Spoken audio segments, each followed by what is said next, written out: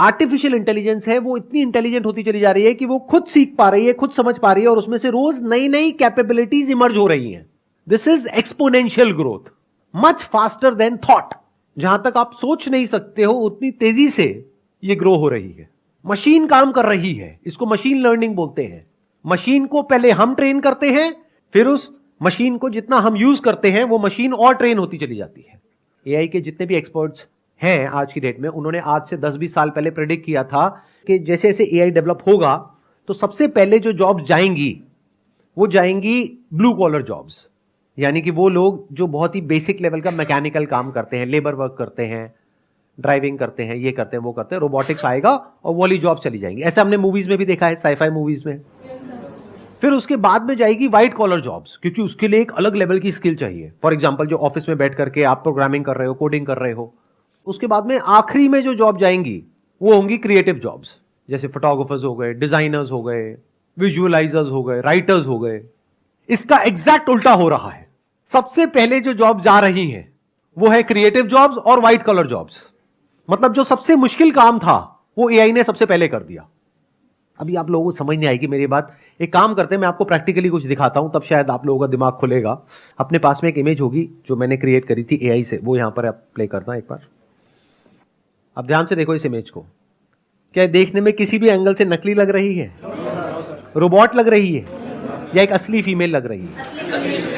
इन लोगों ने क्या किया है, बिलियंस ऑफ इमेजेस जो इंटरनेट पे हैं, यानी कि हमारी इमेजेस और हम जैसे और लोगों की इमेजेस, उन सबको बिना हमारी परमिशन के इन लोगों ने क्या किया, उसको रीड किया, उसको समझा, उससे सीख लिया।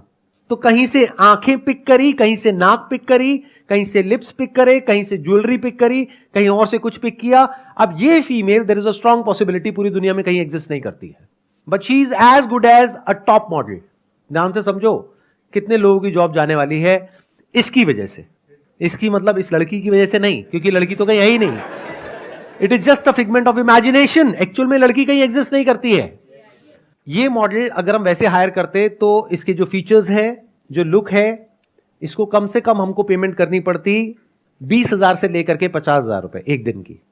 ये शूट करने के लिए हमको पूरा एक सेट बनाना पड़ता जिसकी कॉस्ट होती अगेन 15-20 हजार रुपए से लेकर के 50,000 रुपए।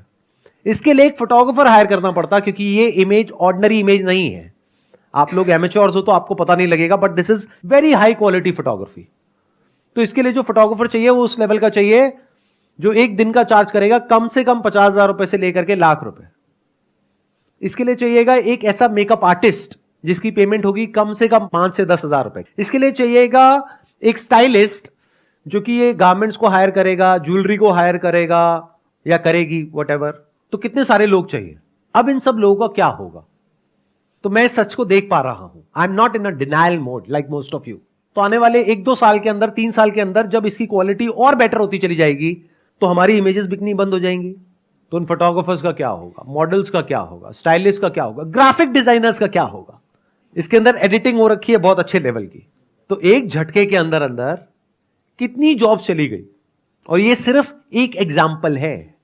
और इसी एग्जाम्पल को जब आप कोडिंग और प्रोग्रामिंग के एंगल से समझोगे तो आपके पैरों के नीचे से जमीन निकल जाएगी।